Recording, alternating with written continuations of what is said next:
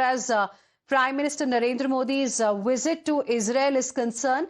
He's currently on a 2-day state visit to Israel. It's his day 2 of the visit, and those are the visuals that we are getting for you of the very important bilateral that's currently underway. After this bilateral, which is perhaps the last important part of his itinerary as far as his visit to Israel is concerned. After this, there's going to be a joint statement that we are going to be receiving. Now, that's going to be very, very important because on agenda are some very important issues. The defense cooperation, of course, being one of them, security, and whether there has been any, talk on trade specifically. That's something that we'll be waiting to also see in the joint statement that is likely to be issued in a short while from now. But it's a very, very important bilateral that's currently underway.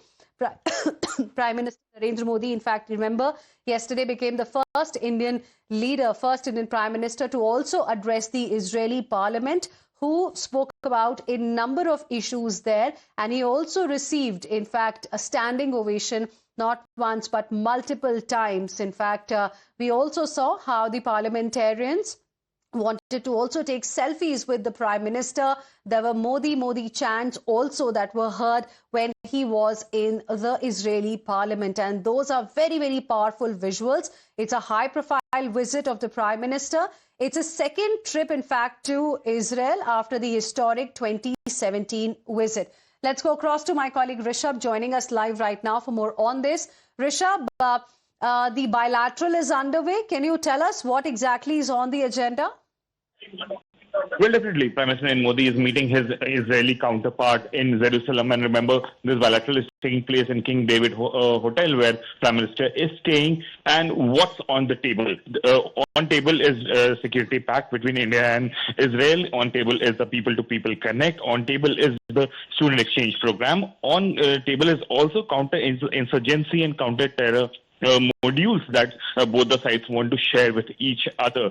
Geopolitics of West Asia, the developments in the region, all this would be discussed between the two sides. Remember, this visit comes at the time when West Asia is at the cusp of another conflict. The way US day in and day out is threatening Iran of an invasion, and the way the platforms or US Navy platforms are moving toward Iran. The deployment of US military is increasing in West Asia. This meeting comes at that moment, and hence everyone is looking at this bilateral as well. Remember, India is a great stakeholder in West Asia with its interests, be it in Gulf, be it in Israel, be it in other countries in West Asia as well. And hence, this visit becomes very, very important. The bilateral that is taking place right now in Jerusalem, the outcomes of this would be watched worldwide. And ahead of that, there was also a meeting between Prime Minister Modi and Israeli President, how both the leaders, in fact, explored avenues to further enhance cooperation, especially on education, startups, innovation, tech and connectivity. Any more details that you can share with us?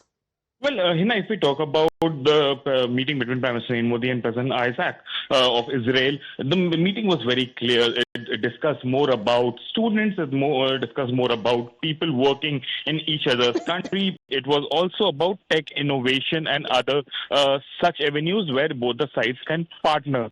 Remember, President happens to be a ceremonial head in Israel, as President happens to be the ceremonial head here in India as well. And it was more of a courtesy meeting, that is. But the business, as we discussed between the two sides, India and Israel, is happening as we are talking. The prime ministers of both the countries, the head of government of both the countries who run the shop for both the sides are actually meeting now. And this is the most important meeting, the bilateral meeting between the two sides on this visit. This is a short 24-hour visit, but only second for Prime Minister Narendra Modi. And Prime Minister happens to be the first Prime Minister who visited Israel back in 2017, and again happens to be the first Prime Minister having the second visit to Israel. Remains to be seen what the outcomes would be, but many sources suggest that enhanced security pact between the two sides, mobility, the G2G agreement for the mobility, which was signed between the two sides, at least three tranche of workers have moved from India to Israel to work in different sectors. That would be further enhanced. Equipment for defense is also something that we are going to discuss. Remember, 34% of Israel's defense export comes to India. India happens to be the single largest importer for Israel, and Israel wants to continue with that as well. Right. With the new announcements that are coming in from Jerusalem, it looks like that Israel wants to become, if not first, the second biggest exporter to India, only second to France, from where we are buying Rafale and other platforms. But Israel do understand that India is important for them, given the situation that Israel is in, the diplomatic, the military situation that Israel is in. India becomes a very important partner for Israel. And India do understand that Israel's technology is something that India would need, not only for defense, but also to push forward the Atmanirbhar plan that India plans to do. Right. And, both the sides, in fact, have got big delegations in this delegation level talks that are currently underway. Now, just before Prime Minister's visit to Israel, Rishabh, we also had seen reports of the Israeli Prime Minister talking about hexagon of alliances. Can we expect something on that regard? Do you think that's also on the agenda as far as these delegation level talks are concerned? The hexagon alliance that he's talking about is now being also called Iron Alliance. That is something that is being spoken about, but that is a very complex issue, Hina. If we talk about it, does undermine certain things that India would not like to be part of in West Asia, and especially given India's relation with Iran, India's relation with other Gulf countries, and the way India wants to approach West Asia. That plan might undermine that approach as well to a certain extent. So it is going to be very complicated. Yes, we can hear about talks on that, but a concrete announcement on that is very unlikely. Okay. And that is what the sources within the government of India say, that while we do understand what Israel wants out of that alliance, but whether we are comfortable being in that alliance at this moment is something that needs more deliberation within the government, and hence we'll have to wait for that announcement to commence. Okay. Now, before Prime Minister's visit to Israel, the talks on free trade pact also began. Remember, last year in November, the terms of reference were signed. Since we do not see Union Commerce Minister as part of the delegation of the Prime Minister, can we say that perhaps nothing concrete on trade pact can really be expected this time? On that point, again, India and Israel delegations are discussing. The negotiators are working on FTA. Only last month, end of January, when we met Piyush Goyal, the trade minister here in New Delhi, he said that while things are moving positively, but India-Israel trade pact will take some time. This is what Piyush Goyal had stated in one of the press meets that we had with him, and he was speaking on various forums as well, say that while there is positive movement and both the sides want an early FTA, but there are certain things that need to be worked upon, and negotiators are working upon that with other FTAs being signed, for example, with UAE, or for that matter, Oman or New Zealand. With every FTA, new complexities are added to your trade, and hence here with the EU FTA being signed, or the India-Oman FTA being finalized, right, or for that matter, India-UAE FTA being worked upon, there are complexities that has come in, and both the sides are discussing. That is what we are doing. Do you understand? Rishabh, I'm requesting you to please stay on with us. We're also joined on the broadcast by Adit Kothari, who is a foreign policy expert. Thank you very much for speaking with us here on Times Now. As we speak, delegation level talks are underway between India and Israel. What is it that you're really expecting in the joint statement that's expected after this? Thanks for having me. I think from a joint statement perspective, I think what we are predominantly looking for is the defense deals that have been so much spoken about. I mean, India is in dire need of having, the defense equipment, the technology transfers that Israel is so good with, especially with regards to their Iron Dome technology. So if India is able to sort of get access to that technology and have a comprehensive tech transfer, I think that would really help build that confidence measures between both the nations. Barring that, I think the people-to-people ties is, of course, one that Prime Minister Modi even spoke about in his speech yesterday. And in addition to that, I think the water management technology transfer from Israel, which India has already started to work on with regards to drip irrigation, or even regards to salt water transfers. Those are the kind of deals that I think we'll be looking for. But all in all, I think it's more about the security challenges where both the countries converge on, which Prime Minister Modi really harped on in his speech at the Knesset yesterday. I think those are the kind of deals that we would really be looking to. But one thing for sure that this particular visit of Prime Minister Modi highlights is that the relationship between Israel and India has risen above just pure transactional diplomacy. I mean, what we've seen with France, for example, is a transactional diplomacy. But with Israel, it's more about, we converge on similar sort of issues where our interests and our shared threats make us more of natural allies in a very extremely volatile world, especially where you have a Donald Trump at the helm of affairs in the United States, who's an extremely transactional man. So, given that atmosphere, given all of those kind of issues lingering, the visit of Prime Minister Modi to Israel, I think, screams about, great diplomacy towards building better confidence measures between both nations. Okay. Would you like to comment on the kind of reception the Prime Minister received yesterday? When he was in the Israeli parliament, multiple standing ovations, Modi chants with parliamentarians also now literally making a beeline to take selfies with him. What do you make of those visuals, and have you seen something like that happening elsewhere?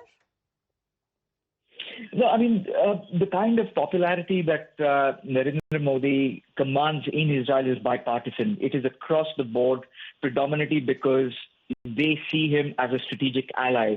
And the way Prime Minister Modi conducted himself at the Knesset, talking about our mythological ties to the extent of what the Jewish community have contributed to Indian society at large, whether that be in the form of David Cholkar, who's known as Uncle David in the Bollywood industry, or Lieutenant General Jacob, who was the architect of the 1971 war. All of those, that sort of strong emotional connect with the people at the Knesset, which is why I think they were there, wanting to take selfies, wanting to eulogize him, wanting to say that yes, we believe in the India-Israel relationships, and it's a formidable relationship, and it needs to grow further. I mean, from a bilateral trade perspective, we only started trading with Israel in 1992, with circa 200 million of trade happening on a year-to-year basis. Now that has grown beyond 10 billion, where we are buying Heron trades, the Heron drones, the Harop, the radar precision strike missiles, or even the other missiles in terms of Spice 1000, the Air Lauras. So they want that trade to go into the next level, where I think India needs to come into the domain of exporting more into Israel, while Israel needs to look at more technology transfer and build the cybersecurity and AI mechanism between both nations. All right. Thank you very much, Adit. Appreciate you speaking with us here on Times Now and sharing with us your perspective on this. Viewers, it was a moment heavy with symbolism, strategy and spectacle yesterday when Prime Minister Modi addressed the Parliament of Israel. The welcome was nothing short of legendary for Brother Modi. Inside the historic chambers of the Knesset, lawmakers rose to their feet not once but repeatedly. It was a rare and emphatic show of bipartisan warmth in the midst of Israeli domestic political rivalry. There were standing ovations that interrupted his speech, applause that echoed across party lines, handshakes that stretched down the aisle, and even selfies that broke the stiffness of parliamentary protocol. From strategic partnership to personal chemistry, this was diplomacy on display, not just in words, but in gestures. Let's relive the moment of a reception that went beyond routine statecraft and signaled how far India-Israel ties have come. History echoed inside the chambers of the Knesset, the Israeli parliament. As Prime Minister Narendra Modi rose to speak, and before he could even begin, lawmakers were already on their feet.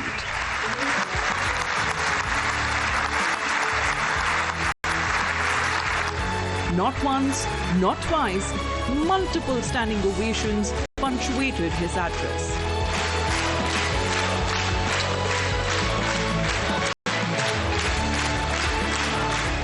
The applause wasn't perfunctory. It was prolonged, and lawmakers across party lines stood up repeatedly. A rare bipartisan show of warmth in Israel's often combative political arena. The entire state of Israel is filled with admiration to your leadership, to your friendship, to the fact that you were here for us in our time of trouble, and to the alliance, the eternal alliance between our two states. So thank you very much for being here, and we are all, both sides of the aisle, looking forward to hear your speech. Thank you so much, sir. Thank you. But it wasn't just the ovations. There were handshakes, dozens of them, as Israeli MPs lined up to greet him. There were warm hugs from the senior leaders. And then came the now viral moment. Selfies inside Parliament. Yes, selfies.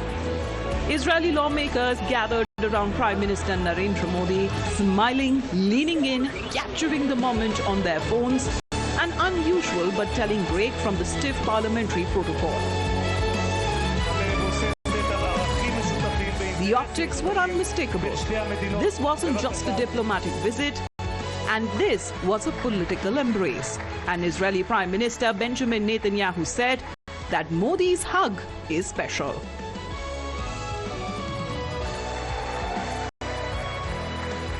Narendra, my dear friend, these are not just words. I would almost venture to say,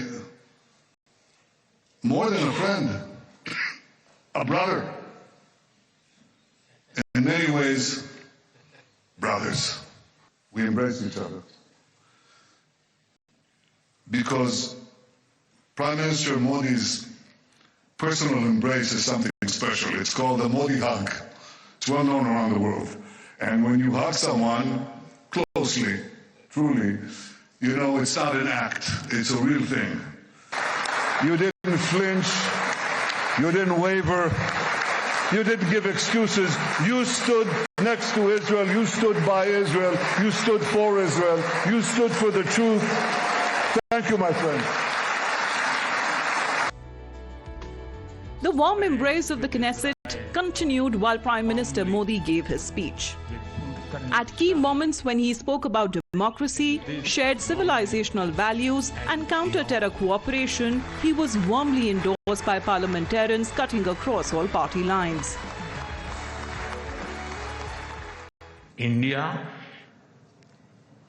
stands with Israel firmly, with full conviction in this moment and beyond.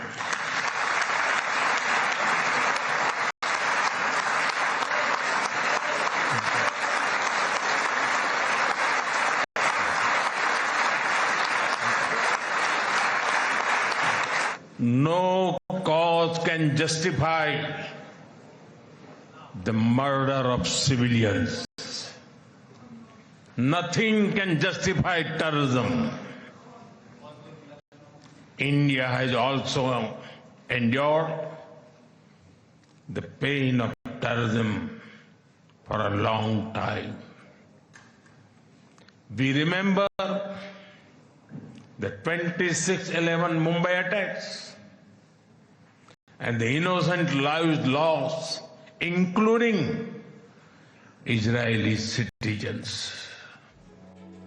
Prime Minister Modi was also conferred with the Speaker of the Knesset Medal in recognition of his exceptional contribution through his personal leadership to strengthen strategic relations between India and Israel. He is the first Prime Minister of India to receive the highest honor of the Knesset. Prime Minister Modi is a rare world leader who has received the top awards from both Israel and Palestine. For Prime Minister Modi, leadership is not merely the administration of a state, but the inspiration of a nation, a huge nation. He made India the fastest growing major economy on earth, lifting hundreds of millions of lives. In doing so, he gave new meaning to the words Jai Hind, long live India. So from defense cooperation to technology, from agriculture to cybersecurity, the relationship has moved far from beyond transactional ties. And Prime Minister Modi's reception reflected that very transformation. Repeated standing ovations, personal warmth, selfies with parliamentarians and symbolic gestures. A rare parliamentary moment where our Prime Minister was welcomed not just as a visiting leader, but as a trusted brother. Bureau Report, Times Now.